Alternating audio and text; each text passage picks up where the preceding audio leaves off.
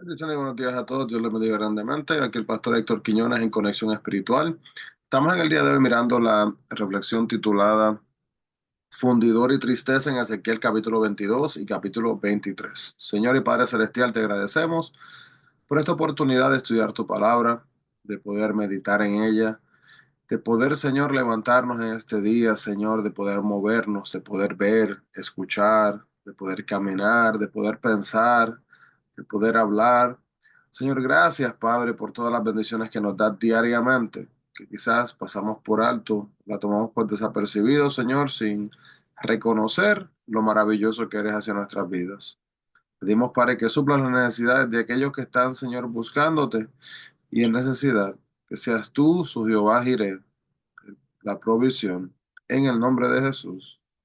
Amén y amén. Así que, hermanos, en el día de hoy, mirando aquí la lectura titulada Fundidor y Tristeza, habíamos hablado, ¿verdad?, de la sección, los capítulos anteriores 20 y 21, los capítulos sobre el legado del pecado y la paga del pecado, las espadas. Ahora el capítulo 22 habla de un sumario del pecado, que es el fundidor, y el 23, las hermanas de pecado, que es la tristeza. Así que no sé si alguna vez usted quizás ha andado por ahí descalzo, ¿verdad? Quizás en la playa o en un río o en algún lugar y haya pisado a una abeja. Obviamente, ¿verdad? Las abejas les gusta que las pisen y tienen una manera muy efectiva de manifestarlo si eso sucede. El dolor puede resultar en un maestro maravilloso, pero qué lástima, ¿verdad? Que cuando a veces aprendemos a evadir rápidamente las abejas, tenemos la tendencia de ser lentos de aprender sobre lo que es el pecado. Sin embargo, las verdades de la Biblia, el testimonio de los profetas, las enseñanzas de Cristo, todos señalan al mismo principio comprobado, el hecho de que el pecado causa dolor. Y muchas veces el dolor es causado a la gente que amamos. Al recordar la pecaminosa historia de Judá en el pasaje de hoy, es de extrañarse que no se agotara la paciencia de Dios con el pueblo que simplemente no aprendía, los que continuamente se hacían daño a sí mismos y unos a los otros por incurrir en las mismas prácticas pecaminosas. Los pecados de otros, como las luces del auto que nos enfrenta, siempre parecen más deslumbrantes que los nuestros. Sí que, ¿verdad? Esas luces que nos iluminan muchas veces se manifiestan de una manera más potente. ¿Cuántas veces en lo que va del año, ¿verdad? Ha sido usted quizás, como decimos de las abejas, como picado por el mismo pecado? Quizás sea un mal hábito que parece que no puede dejar, una mala actitud con la cual no ha tratado, una relación tensa que tiene que corregir. En su tiempo de oración, señale esa abeja para que la pueda evitar y así mismo pedirle a Dios que guíe sus pasos.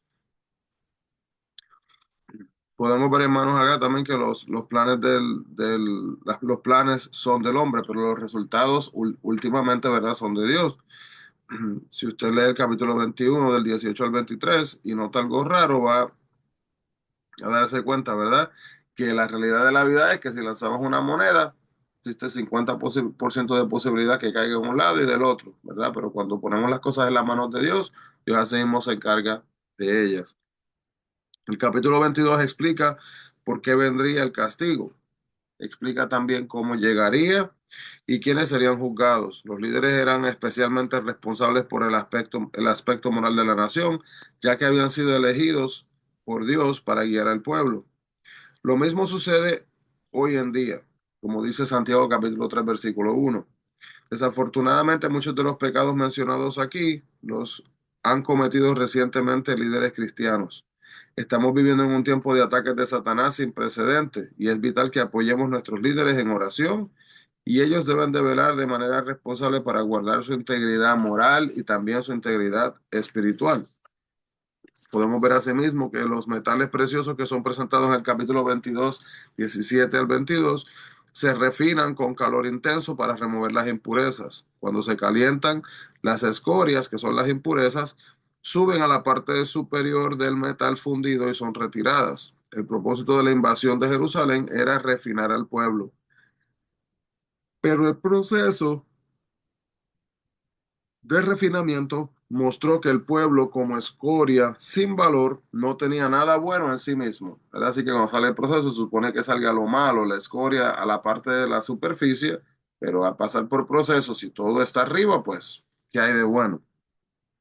Se suponía que los sacerdotes debían de mantener pura la adoración a Dios y debían enseñar al pueblo la vida recta. Sin embargo, Dios se había vuelto común para ellos, ignoraban el día de reposo y se negaban a enseñar al pueblo y no cumplían más con los deberes que Dios les había dado, como dice Levítico 10, 10 y 11 y Ezequiel 44, 23. Cuando llevemos a cabo la obra de Dios, ya no es más importante que cualquier otra tarea secular. Dejamos de darle a Dios la reverencia que merece. Lo hacemos como le tratamos como si fuera una responsabilidad más. ¿Verdad? No le damos la importancia, el valor para darle la prioridad y lo primordial de nuestras vidas. Cuando se habla del capítulo 22-30 del vallado del que se habla, no está hecho de piedra, sino de gente fiel que une sus esfuerzos para resistir a sí mismo el mal. Y este vallado estaba en mal estado debido a que no había nadie quien pudiera guiar al pueblo de regreso a Dios. Los intentos endebles para repararlo por medio de rituales religiosos o mensajes basados en la opinión y no en la voluntad de Dios eran tan insignificantes como la cal, que solo cubre de manera superficial los problemas. Lo que el pueblo realmente necesitaba era una reconstrucción espiritual total. Y es bien importante entender, hermanos, que cuando estamos, ¿verdad? Cuando estamos así, viviendo una vida de esa manera, damos la apariencia de amar a Dios sin vivir conforme a sus caminos. Entonces estamos cubriendo los pecados que a la larga podrían dañar nuestras vidas y no podrán ser reparadas. No debemos de utilizar la religión como la cal, debemos de arreglar nuestras vidas al vivir los principios de la palabra de Dios y luego vamos a poder así mismo unirnos a otros que están así mismo en la brecha y hará Dios una diferencia a sí mismo en el mundo. Ezequiel continúa su discusión en cuanto a las razones del juicio de Dios sobre la nación al usar otra alegoría. Viene en ese momento y compara a los reinos del norte y del sur con dos hermanas que se entregan a la prostitución.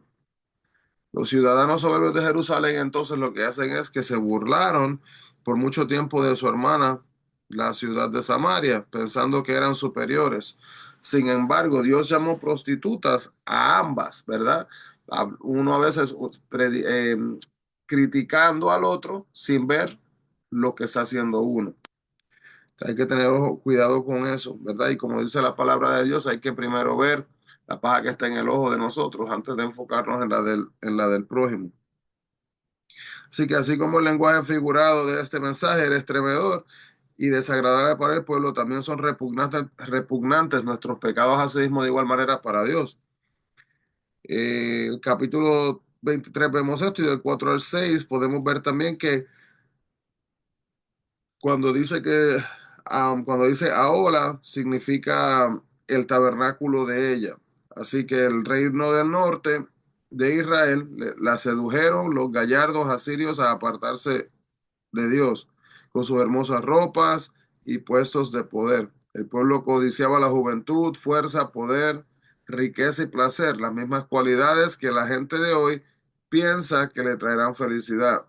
Pero los encantadores asirios apartaron a Israel a sí mismo de Dios. Y cuando dice a oliva, significaba mi tabernáculo en ella. Mi tabernáculo en ella y la otra era la palabra Ahola, era tabernáculo de ella.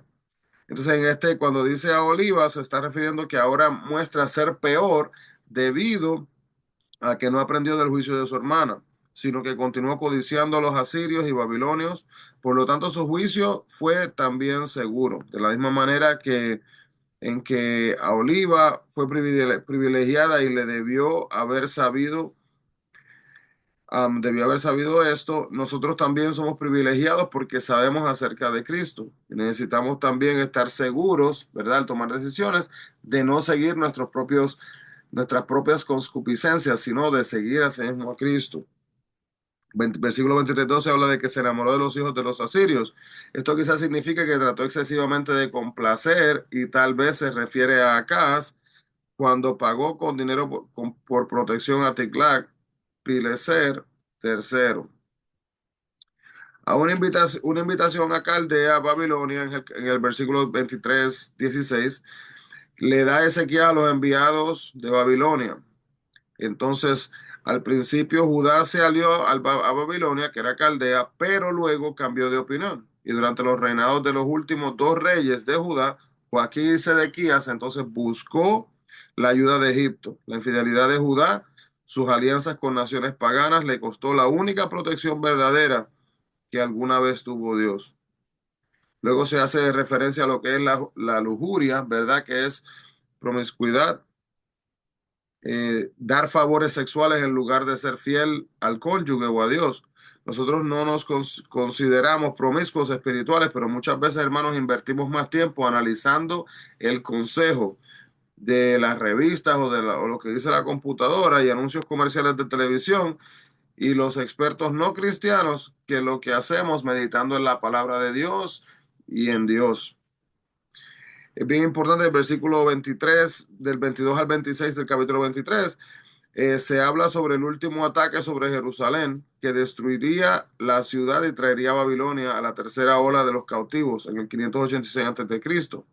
Y el primer ataque vino en el 605 a.C. y el segundo en 597 a.C. Pekod, Zoa y Coa fueron aliados asimismo también de Babilonia. Y el versículo 39 nos muestra que los israelitas fueron muy lejos al sacrificar a sus hijos, a los ídolos, y luego ofrecer sacrificio al Señor en el mismo día. Y esto hizo que la adoración se convirtiera en una burla. Escucha, hermano, bien, no podemos alabar a Dios y pecar voluntariamente al mismo tiempo. No puede haber una conexión con eso, una armonía con eso. Eso sería como celebrar nuestro aniversario de bodas y luego ir a la cama con el vecino y engañar a nuestro compañero o nuestra compañera. Así que, hermanos, o estamos con Dios o no estamos con Dios. Que nuestras palabras, nuestros pensamientos, nuestras acciones decidan y determinen dónde estamos parados. Amado Dios, te agradecemos, Padre, por esta oportunidad y por estos recordatorios mientras miramos tu palabra. Te pedimos que podamos aprender de ellos, valorarlos y aplicarlos a nuestras vidas. Señor, que seas tú guiándonos, Espíritu Santo. Ayúdanos a diferenciar, a discernir entre lo bueno y lo malo, el camino que debemos de seguir y el camino que no debemos de seguir. Para la gloria y la honra tuya pedimos estas cosas, mi Cristo, en el nombre de Jesús. Amén y amén. Sí, hermano, Dios le bendiga grandemente. Bendiciones a todos y no se olviden, busquemos la presencia del Señor.